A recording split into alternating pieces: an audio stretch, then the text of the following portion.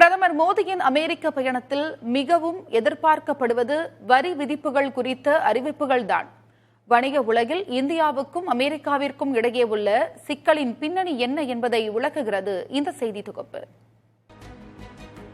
இந்தியாவின் மிகப்பெரிய 5 வர்த்தக கூட்டாளிகள் பட்டியலில் சீனா முதலிடத்திலும் அமெரிக்கா 2வது இடத்திலும் உள்ளன.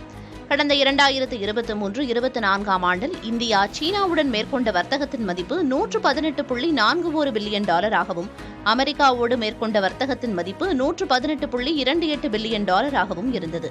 ஐக்கிய அரபு அமீரகம், ரஷ்யா, சவுதி அரேபியா அடுத்தடுத்த இடங்களில் உள்ளன.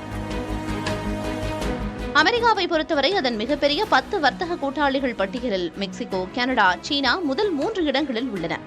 ஜெர்மனி, ஜப்பான், தென்கொரியா 4, 5, 6வது இடங்களிலும், தைவான், வியட்நாம், யுனைடெட் கிங்டம் 7, 8, 9வது இடங்களிலும் உள்ளன.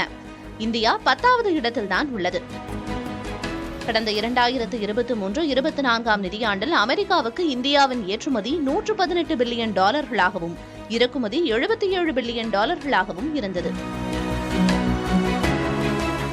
அதாவது அமெரிக்காவிடம் இருந்து இந்தியா வாங்குவதை விட கொடுப்பதுதான் அதிகம். இந்த ஏற்றத்தாழ்வில்தான் அமெரிக்காவுக்கும் இந்தியாவுக்குமான பிரச்சனையே தொடங்குகிறது. அமெரிக்க பொருட்களுக்கு இந்தியா அதிக வரி விதிப்பதால் அந்த சந்தையில் தாங்கள் போட்டியிட முடியவில்லை என்பதுதான் ட்ரம்ப் பகிரங்கமாக கூறிய குற்றச்சாட்டு. தங்கள் நாட்டில் இந்திய பொருட்கள் தாராளமாக இறக்குமதியாகும் நிலையில் இந்தியாவில் நாம் அதே அளவுக்கு விற்க முடியவில்லையே என்ற அதிருப்தியில் உள்ளார் ட்ரம்ப். இந்த சூழலில்தான் பிரதமர் மோடியின் அமெரிக்க பயணம் முக்கியத்துவம் பெறுகிறது. ட்ரம்பின் நெருக்கடிக்கு இறங்கி அமெரிக்க பொருட்களுக்கு இறக்குமதி வரிகளை இந்தியா குறைக்குமா என்ற கேள்வி எழுந்துள்ளது.